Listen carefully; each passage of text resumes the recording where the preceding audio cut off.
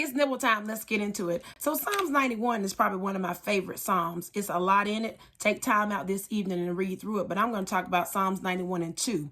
I will say to the Lord, my refuge, my fortress, my God in whom I trust.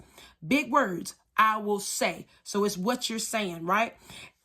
David is the one that wrote this Psalms, right? So David said he declares that the Lord is his refuge and your fortress. He gives us a list of great things that will happen when we say this.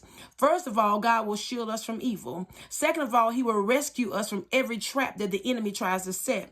Third of all, he will protect us from any enemies. So don't get worried and dismayed when you see enemies, when you hear things that are just out of the world, you know they ain't got nothing to do with you and it just seems demonic. Or all hell is breaking loose. Every time you turn around, there's something going on, something negative, this, that, and the other. Don't you worry about it. God knows, and he will deliver all of those who are righteous. He's going to deliver you out of them all. So you are never going to be trapped and stayed there. Your God is. You got to say this out your mouth. The Lord is my refuge and my fortress, my God in whom I trust. You got to take this thing personally. But 7 verses down from verse 2, he puts a condition on it. You got to say it.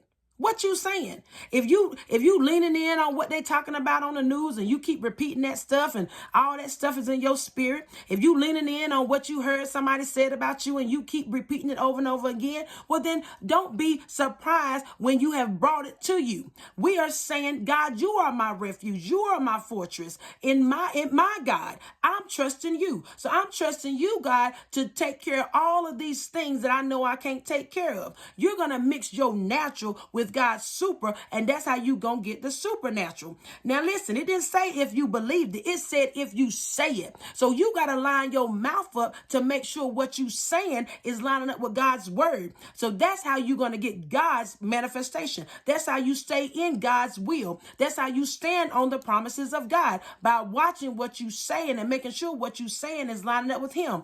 Then always give thanksgiving. You keep giving thanksgiving even when the devil is still telling you, whatever, it ain't gonna work out. You keep thanking God anyway. You remind Satan he has no power and authority. Whatever he's trying to bring you, it ain't there to come to stay. Yes, you may be sick, but that sickness is going to go through you. It ain't came to sit on you. If you in the midst of a storm, remember, Jesus is on the same boat with you. He underneath there sleeping. Why you worried when you got the master on board? Why you worried when you got the peacemaker on board? Why you worried when you got the one that can calm the sea? You got the one who designed the wind. Don't be worried. You got to release that. You got to say out your mouth, the Lord is my fortress and my refuge, my God in whom I trust. Listen, I love you and stay in faith no matter what.